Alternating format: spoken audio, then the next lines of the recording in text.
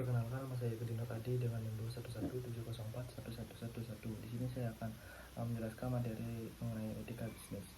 Etika bisnis adalah cara melakukan kegiatan bisnis yang mencakup semua aspek yang berkaitan dengan orang, perusahaan, dan masyarakat. Etika bisnis dalam suatu perusahaan dapat membentuk nilai norma dan perilaku karyawan dan pemimpin dalam membangun hubungan yang adil dalam sehat dengan pelanggan atau mitra kerja. Etika bisnis mungkin merupakan kebijakan terbaik dalam jangka panjang. Contoh dari tersebut, jika seseorang mengetahui bahwa temannya mencuri dari perusahaan, maka ia harus memutuskan apakah ia melaporkan atau tidak. Contoh lainnya seperti bertindak jujur, bersikap baik, menghormati informasi pelanggan. Adanya perkembangan etika bisnis, yaitu beberapa terperinci perkembangan. Yang pertama, zaman prasejarah. Yang kedua, zaman pelarian pada tahun 1990-an. Yang ketiga, etika bisnis lahir di Amerika Serikat pada tahun 1970-an. Yang keempat, etika bisnis meluas ke Eropa pada tahun 1980-an. Dan bab kedua yaitu teori-teori dalam etika bisnis. Yang pertama ada teori utilitarisme. Teori utilitarisme berasal dari kata Latin utilitas yang berarti bermanfaat. Menurut teori ini, suatu perbuatan adalah baik jika membawa manfaat. Pembagian utilitarisme. Yang pertama utilitarisme perbuatan, yang kedua utilitarisme aturan. Selanjutnya itu kelemahan utilitarisme. Konsep yang begitu luas sehingga dalam kenyataan praktis akan menimbulkan kesulitan yang tidak sedikit. Kelebihan utilitarisme. Rasionalis dalam sistem rasionalis muncul ketika terdapat keputusan benefit, bonus, dan sistem pemasaran yang dilakukan. Selanjutnya yaitu teori deontologi. Deontologi adalah istilah yang berasal dari kata Yunani deon yang berarti kewajiban, logis berarti teori. Prinsip teori deontologi. Yang pertama, upaya suatu tindakan punya nilai moral. Yang kedua, kewajiban yang dilakukan berdasarkan sikap norma hukum. Kelompok utama deontologi. Deontologi aturan berpendapat bahwa dalam suatu situasi orang harus dipantau oleh seperangkat aturan atau prinsip. Deontologi tindakan mengisyaratkan bahwa orang kewajiban untuk bertindak terhadap orang lain. Kelebihan teori deontologi. Fokus deontologi adalah nilai-nilai kemanusiaan. Deontologi memberikan tolak ukur untuk menilai perbuatan seseorang. Teori hak. Teori hak adalah pendekatan yang banyak dipakai untuk mengevaluasi apakah tindakan, perbuatan, dan kebijakan bisnisnya telah tergolong atau baik buruknya dengan kaidah hak seseorang. Menggunakan yang pertama hak hukum, hak moral, dan hak kontraktual. Kelebihan teori hak memberikan pemahaman yang lebih jelas. Yang kedua, menginginkan individu untuk bertahan hak mereka, memberikan dasar untuk melakukan tuntunan hukum jika hak mereka dilanggar. Kekurangan teori hak. Teori hak bisa bersifat objektif, memiliki potensi untuk menimbulkan konflik. Kadang-kala individu kelompok dapat bertentangan.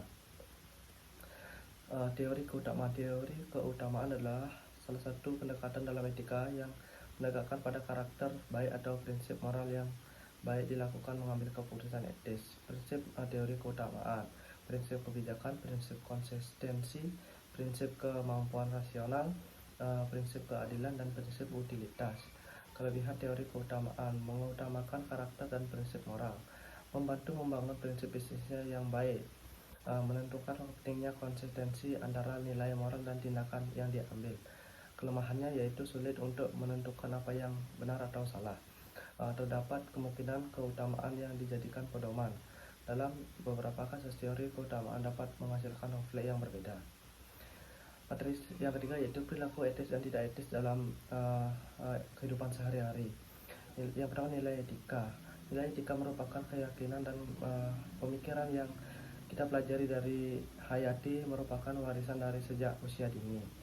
Yang pertama ada integritas, yang kedua keadilan, yang ketiga tanggung jawab, yang keempat keputusan hukum, yang kelima kerjasama, dan yang keenam inovasi. Contoh kewajiban anak dalam rumah tangga yaitu yang pertama mendengarkan nasihat orang tua, yang kedua mematuhi peraturan keluarga.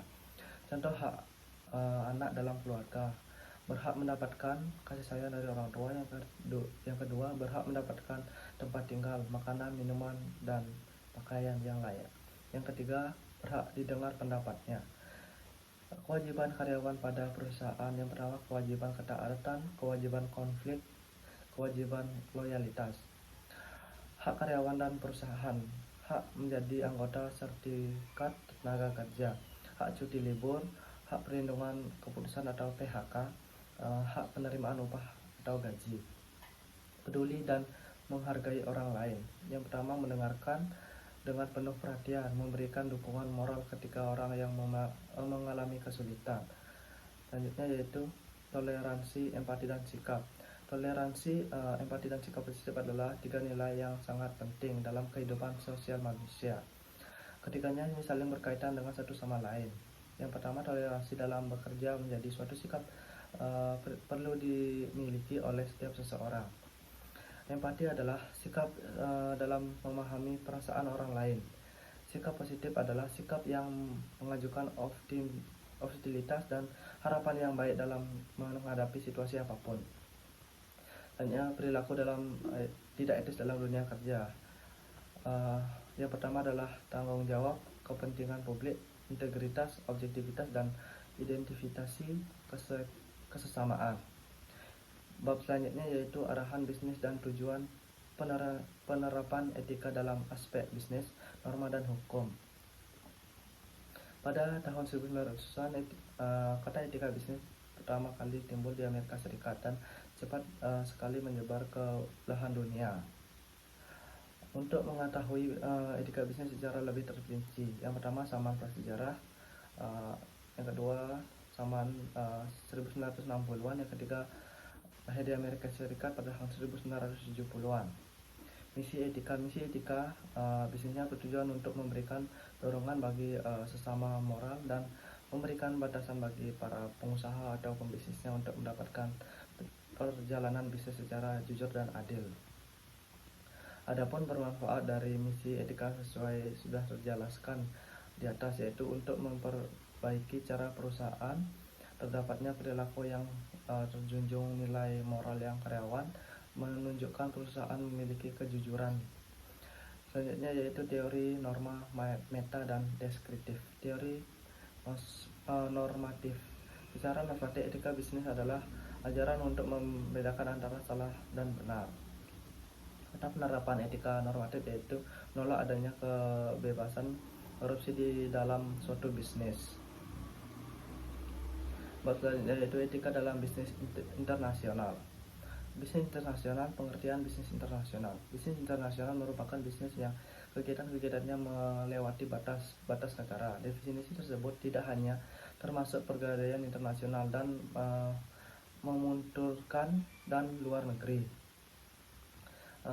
Perspektif makro bagi perusahaan multinasional. Yang pertama, menghindari konflik dan karyawan akibat perbedaan budaya.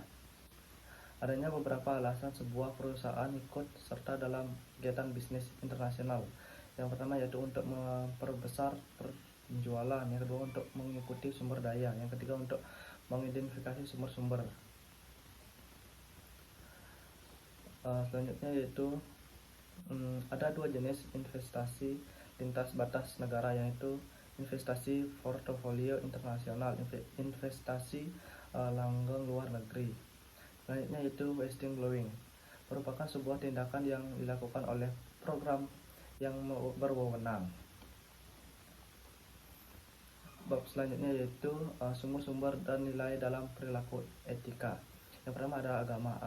Sebagai ajaran buruk, benar-benar atau ajaran tentang moral khususnya dalam perilaku dalam tindakan ekonomi, berkaitan dengan prinsip-prinsip nilai kita.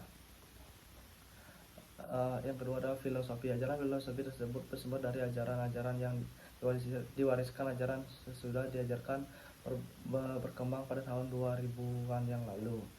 Yang ketiga adalah budaya. Setiap tradisi budaya antara suatu generasi berikutnya akan mewujudkan nilai-nilai aturan yang standar.